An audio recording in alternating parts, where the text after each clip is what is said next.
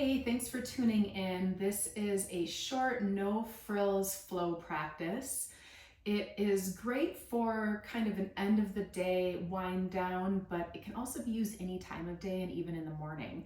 I'm going to be utilizing 2 yoga blocks because I have them handy. If you don't have any yoga blocks, you can certainly find some objects that are a similar shape, or you can skip the block portion entirely. I happen to really like using blocks because it helps to lift the ground up toward me and decongest some different shapes and movements from time to time. We are going to be standing for just a short moment in this practice, but otherwise the entire practice is going to be taking place on the floor, on the ground. And we are also going to be bearing some weight on our knees in a quadruped position. So if you know that you like to have a little cush beneath your knees, I would recommend grabbing a hold of a blanket so that you can place that underneath your knees for a little bit of support. And to start, we are going to begin right on hands and knees, and I am going to begin with blocks underneath my hands straight away. You are more than welcome to have your hands just on the floor underneath you, and that's fine too. I again just kind of like to elevate myself a little ways off of the floor.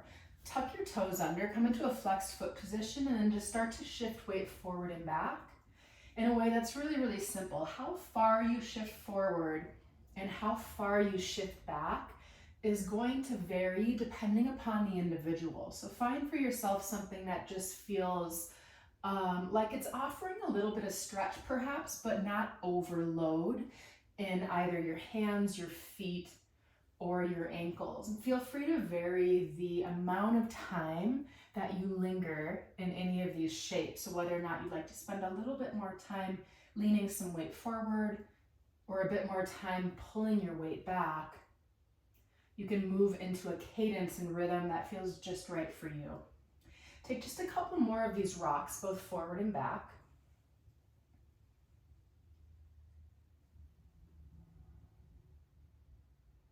And then next time you arrive at center, you can untuck your toes, come to the very tops of your feet, and move through a few rounds of cat-cow as you just start to mobilize and lubricate the joints of your spine.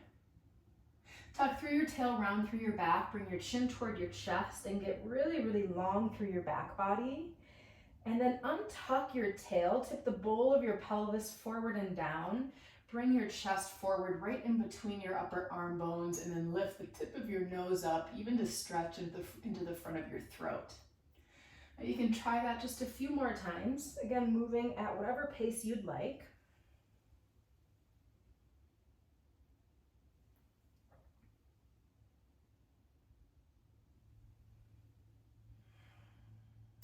And then next time you arrive at center, hover your right foot, your right knee off of the ground, and send your right leg straight over toward the right hand side. Bring the foot down onto the ground. Whether or not you seal the entire surface of your foot on the ground is again going to vary a little bit person by person. Your back left toes can be tucked or untucked, whatever you prefer. Now take a little time to again pull weight forward and back. This time around, you're really offering yourself the opportunity to stretch along the inseam of your right thigh.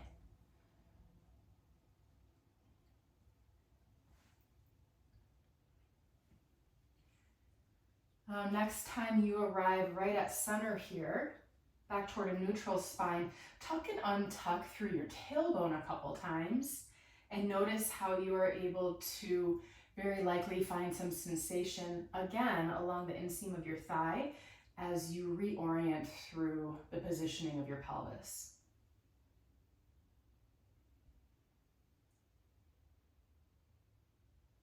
Now come on back to center. Right where you began, we're going to do the same exact thing on the second side here. Send your left leg straight off to the side, bring the sole of your foot down, do what you wish with your right toes, and then lean weight forward and back a few times. If you find that you really, really like the feeling of stretching with your hips back toward your right heel, absolutely feel free to pause, take a few breaths, or keep on moving.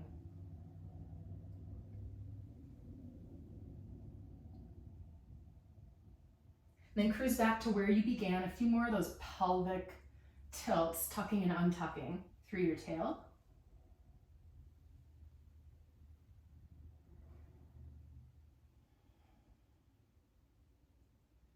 All right, come back to center yet again. Bring your left leg back to where it began. This is where I'm going to bring my blocks up to their highest height so that I am able to lift myself off of the ground even more so, and take my right leg forward. So as you position your right foot forward and ahead of you, can untuck through your toes, even lift your toes and your ball mounds off of the ground. So it's just your heel that's connected with the earth, and then bend and straighten through your front knee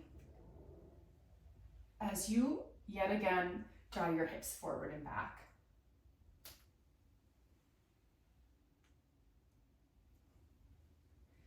Now, next time you pull your hips back and straighten out through your front knee to whatever degree your knee straightens in a pain-free manner, toggle your front right toes toward the right, toward the left, in an effort to sort of floss through some of the soft tissue along the back line of your front right leg.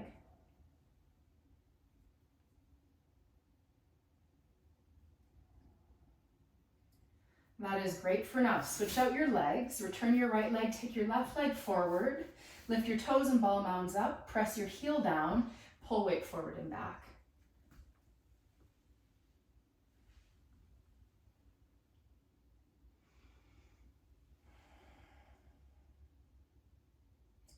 Next time you draw your hips back, continue to press your heel down, continue to pull your toes back toward the front line of your shin, and then start to lean your foot in toward the midline, towards center, and then off toward the outer edge. And try that just a few more times as well.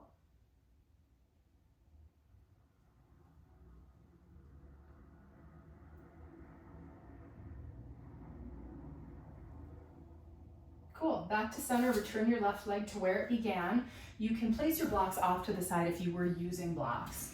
And then take your hands first underneath your chest, underneath your shoulders, so more or less aligned from the heel of your palm all the way up to the shoulder joint, and then walk your hands forward about a handprint or so. Tuck your toes under, lift your knees off the ground, take your hips way up and back, and then take your feet super, super wide, even wider than hip width distance. Press through your hands, let your hips lift higher, bend through your knees, shift your hips from side to side.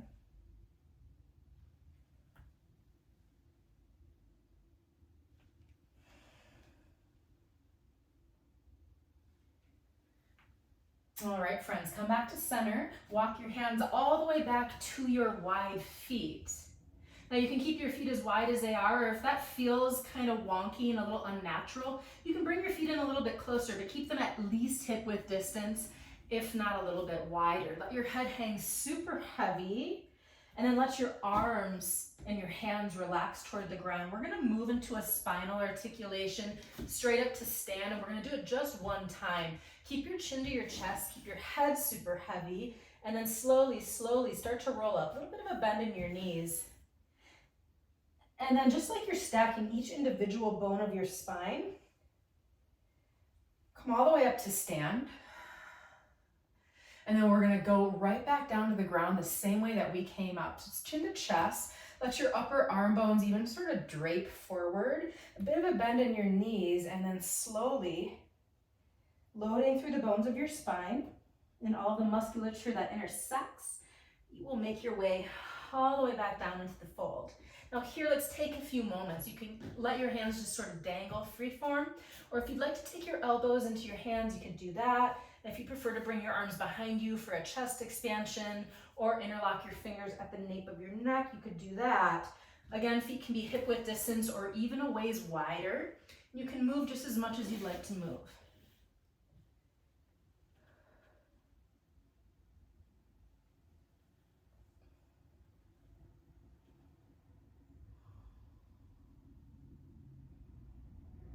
All right, look forward, walk your hands out, and then lower your knees down to the ground.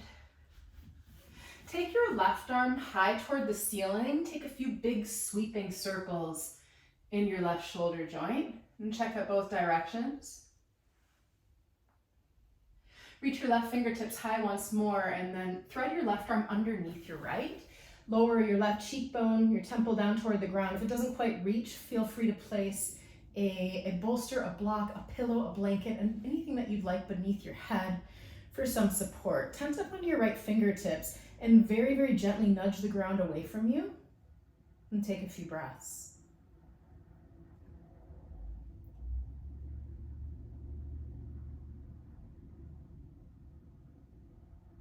Affirm your right hand down onto the ground. Extract your left arm, reach it up high one more time, and then slowly take your fingers forward and finally down to the ground. Same thing, second side. Reach your right fingers high and then just start by making those really big, expansive circular motions in your right shoulder.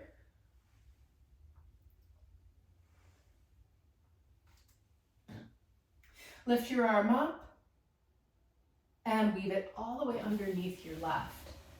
Lower your right cheek, your right temple down. Tent on your left fingertips. Nudge the ground away and fill your body with your breathing.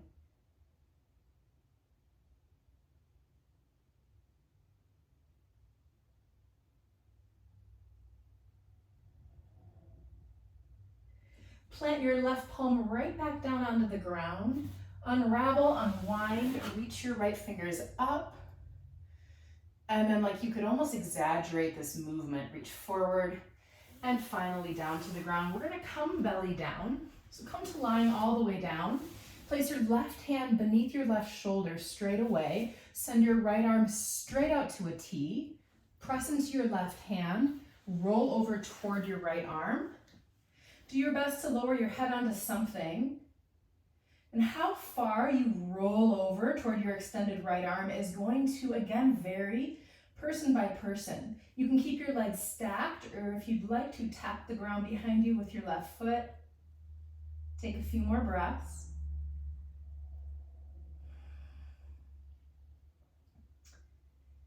And make your way back to center to move into the second side. Take your left arm straight out to a T, right hand beneath your right shoulder, and then roll over toward your right arm, or your left arm rather, and load this position to whatever degree feels manageable in your body. What we're looking to do is sort of just compress through your left shoulder while at the same time stretching into the left side of your chest.